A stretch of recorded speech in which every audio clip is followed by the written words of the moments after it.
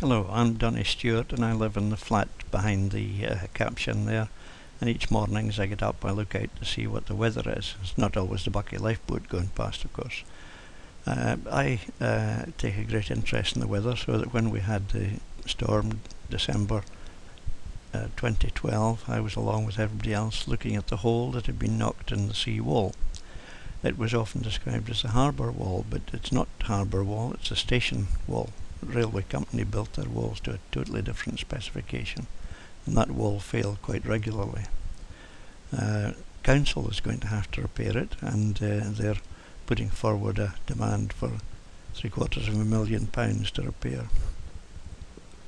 I was more interested in the North Pier because that keeps the weather away, and you'll see the weather coming over the top every so often, but a lot of the energy from the weather gets into the basins, and because of that there's great fear that the pontoons would break their moorings and damage the yachts, some very expensive yachts in the harbour. So you can see the water boiling up there.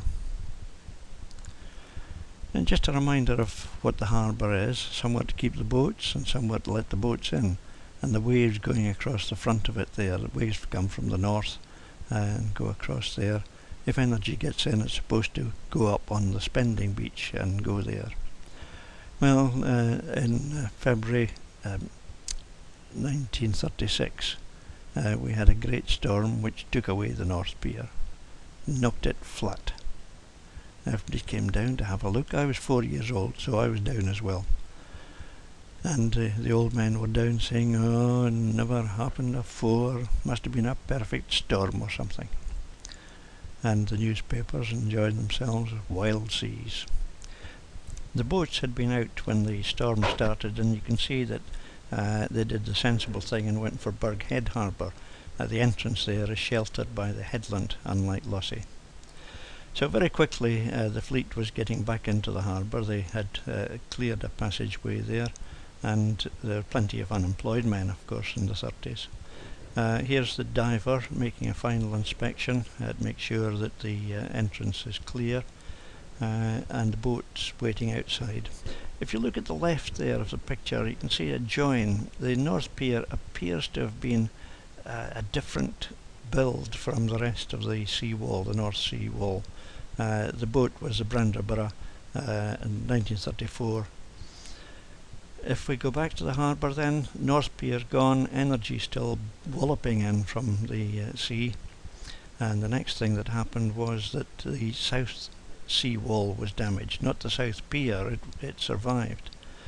So we had very severe energy there. This was months later, and absolute devastation of the sea wall.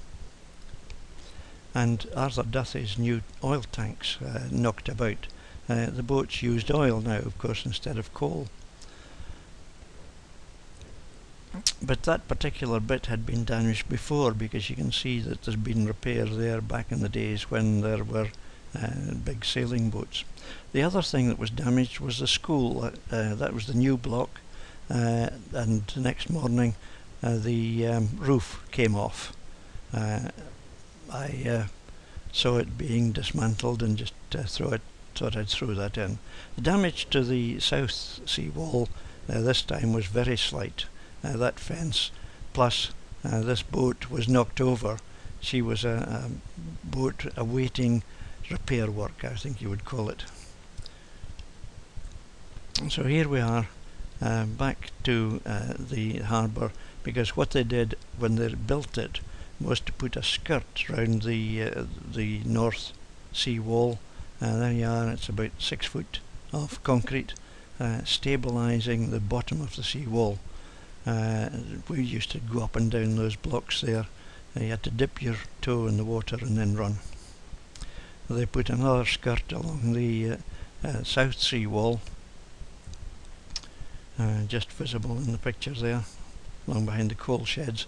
There you are with the sea sloping up onto it. But if we go back to this year's storm, or last year's storm, Plenty of water flowing around there, and there's the bits of the dike that had been knocked down.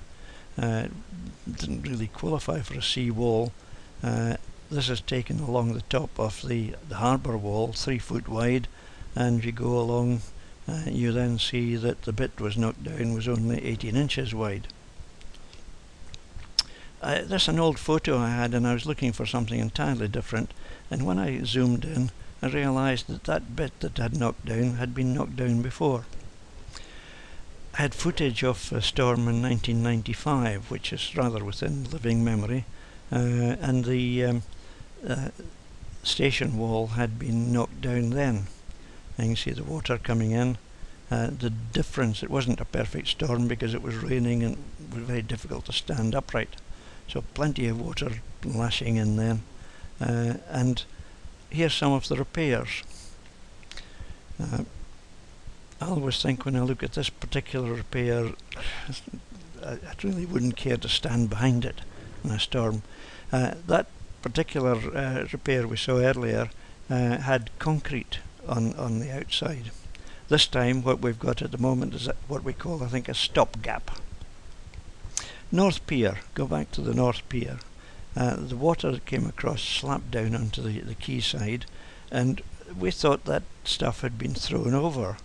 But when we went round the next day, we found there was quite a substantial hole which appeared to have been formed by the water slapping down on the surface and creating suction. Had it been pure force, it would have taken away the edge, so it's got to have been suction. Round at the opening we had a curious thing. 2 blocks knocked off, 4 blocks lying there. The other 2 must have come across, and these were the residue of the 1936 disaster.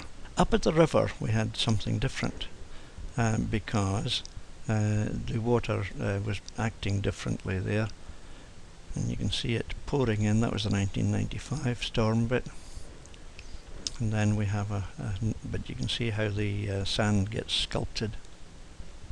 Here's the more recent storm.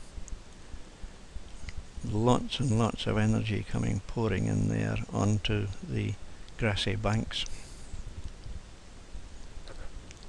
And the fear was that the water would reach the sea town, which is very low lying.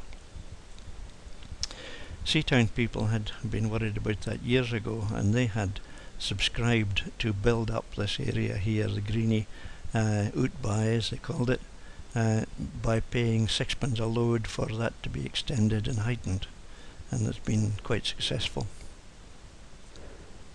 In March 1945, just right at the end of the war, an aeroplane crashed on that particular bit, went on fire, but the flames were blown away from the sea town.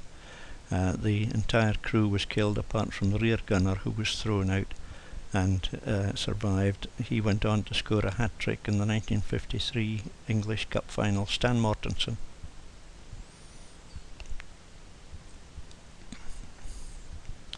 It's not to be confused with the one 2 months later, in which 8 people and the crew were killed just across the other side of the railway line. But if you look here, quite an old photo because the cottages were demolished about 1930 in a slum clearance. You can see that the bents, the dunes, were practically invisible then. About 1960 they had grown very considerably because the town council had invested money in planting marram grass to stabilise them, and they had been very successful, and the marram grass had been extended, and you can see today's stretches right across to the real land. You can also see that the dunes were not continuous, there were holes left between them. Some of the holes were made a wee bit bigger. You can see them clearly in this picture from Google about 5 years ago. But the real message from all of this is that if you build well, it'll last. If you don't, you build cheap, you repair, and you repair, and you repair, and you repair, and you repair.